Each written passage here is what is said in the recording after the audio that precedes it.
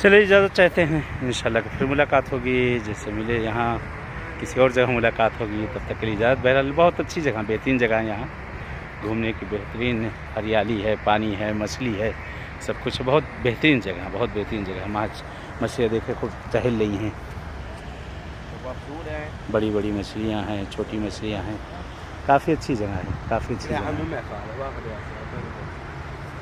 बाग़े Mashhad कहते हैं, airport के पास है, एयरपोर्ट से नज़दीक है ये जगह, बाग़े मशहद के नाम से।